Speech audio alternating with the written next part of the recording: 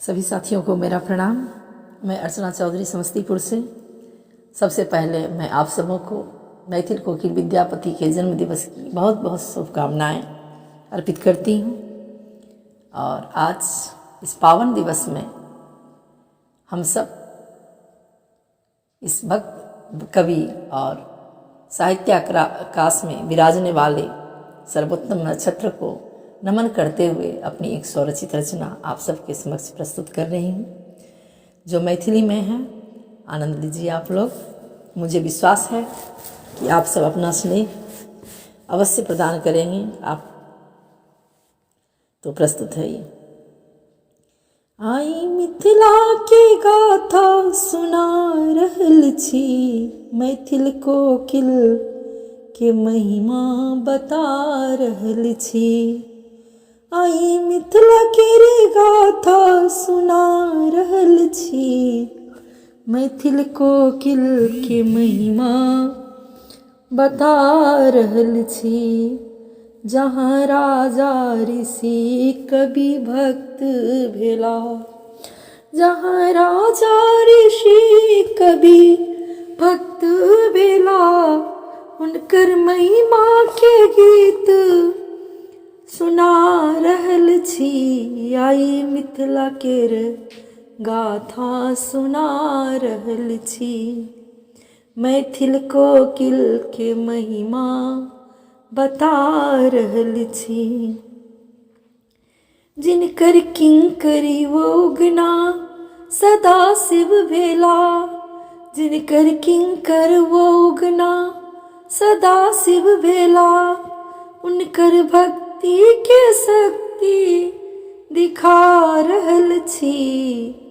आई मिथिला के गाथा सुना रहल छी, उनकर भक्ति के शक्ति दिखा रहल छी।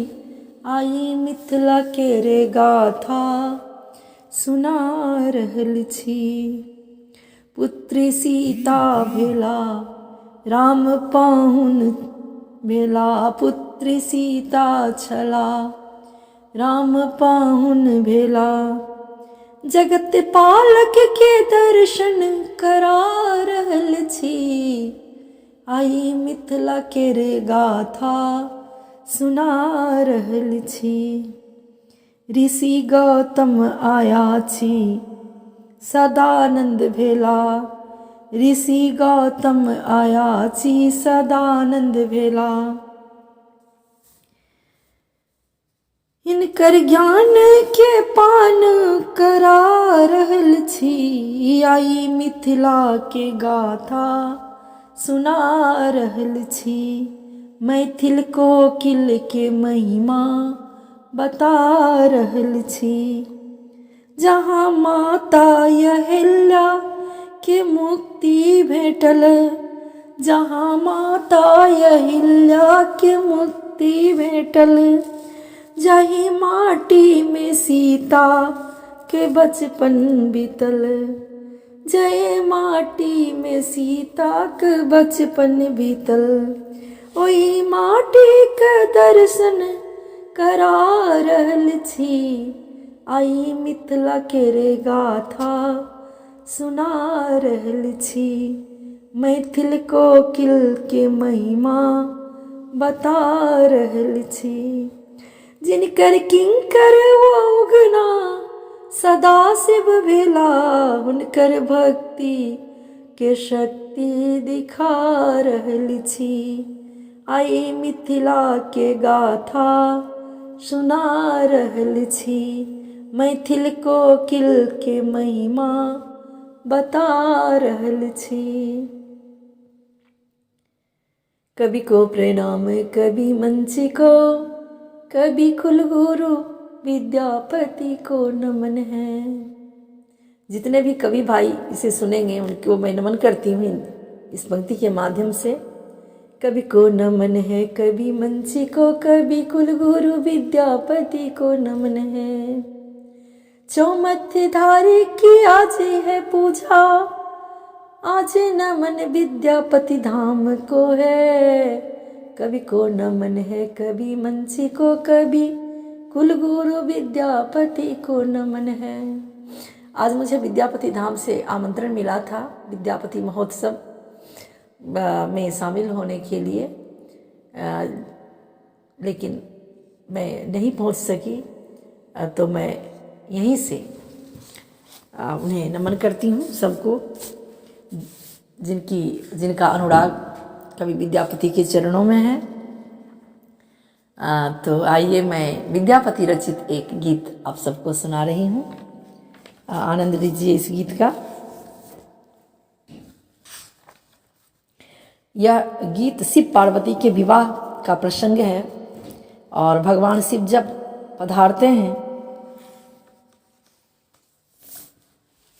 और मैना जब दर्शन करती है भगवान शिव का, तो एक माँ की तरह उनका हृदय विदीर्ण हो जाता है और वह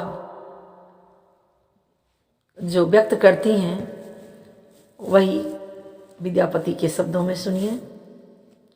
गे माई हम नहीं आज रहब यही आंगन, जा बूढ़ा होए त जमाई। हम नहीं आज रहब यही आंगन, ज्यों बूढ़ा होए त जमाई। गे माई हम नहीं आज रहब यही आंगन। एक तबरिन भेला बीत विधाता, दोसर धिया केरा बाप।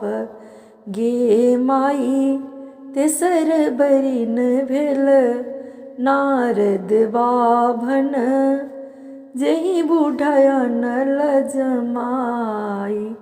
गे माई तेसर बरिन भेल नारद बाभन, जही बूढ़ाया नल जमाई। पहिलुक बाजन डमरू तोरब, दोसर तोरब रुद्रमाल। गे माई बरद की बड़ियात, बेलाएब धिया लाए जाइब पराई।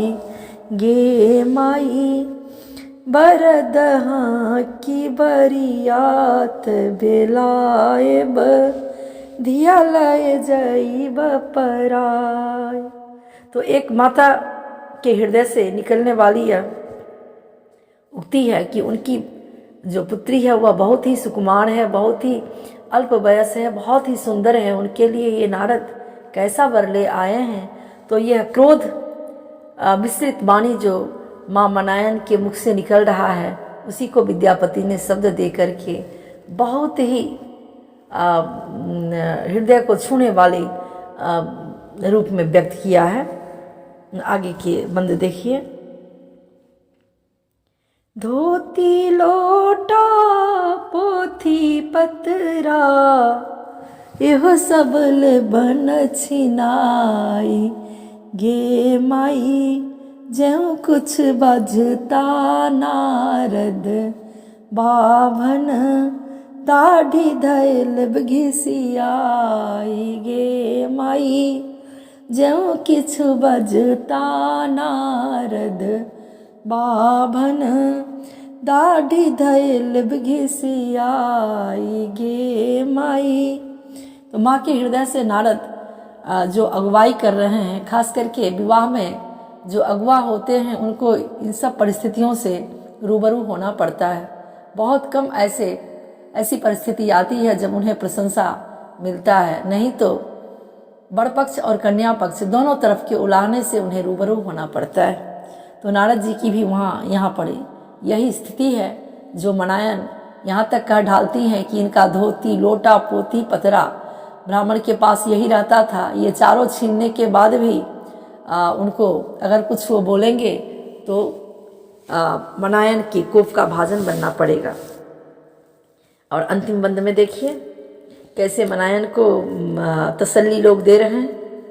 बने ही विद्यापति सुनुए मनायन दृढ़ करु अपन ज्ञान गे माई भनहि विद्यापति सुनुए मनायन दृढ़ करु अपन ज्ञान शुभ शुभ केर शिव गौरी बियाहो गौरी हरेक समान गे माई हम नहीं आज रहब यही आंगन जा बूढ़ा होए त जमाय।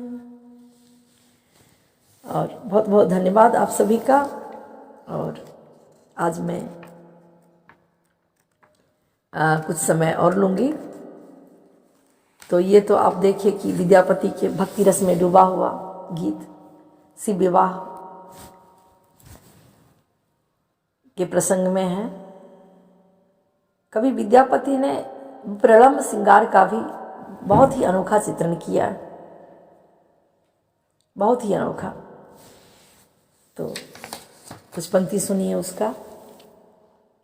सुतल छलहूँ हम घरवारे गले मोतियन माल सुतल छलहूँ हम घरवारे गले मोतियन माल एक बर भेल बिन सरवारे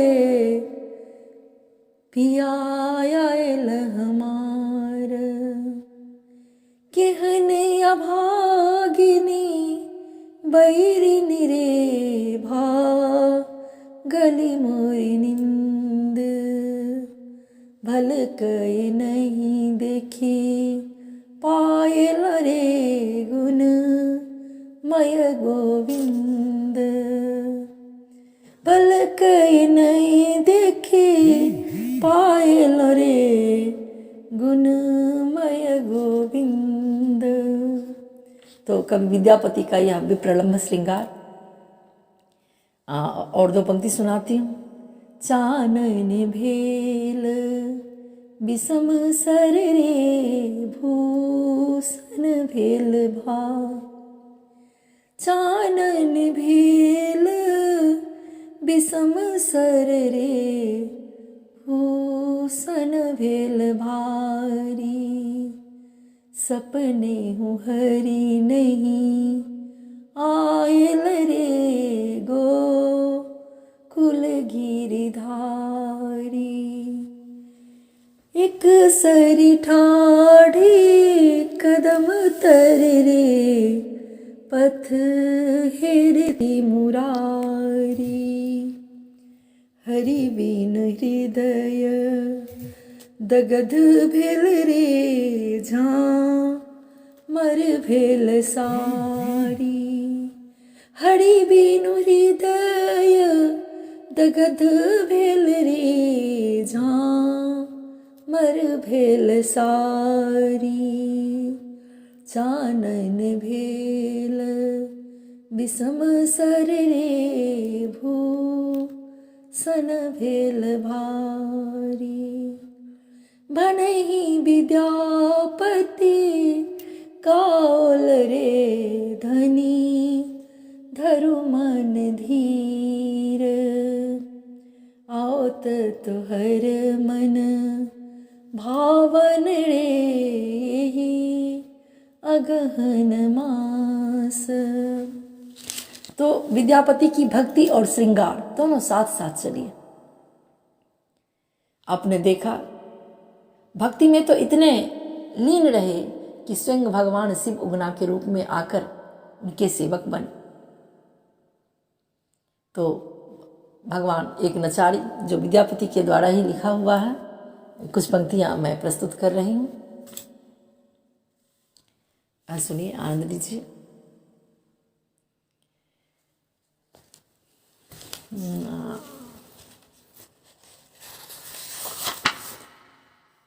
हे शिव उतरब पार कौन विधि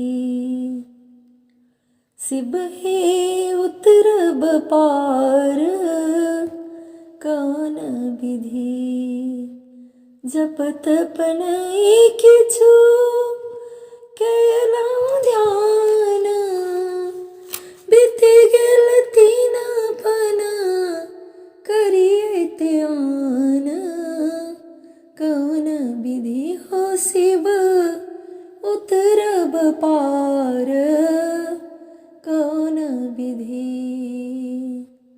जप तप नहीं किछु कैलहुँ ध्यान बीत गेल तीन पन करिए ध्यान कौन विधि हो शिव उतरब पार कौन विधि। इसी के साथ आप सभी को आभार व्यक्त करती हूँ। बहुत बहुत धन्यवाद।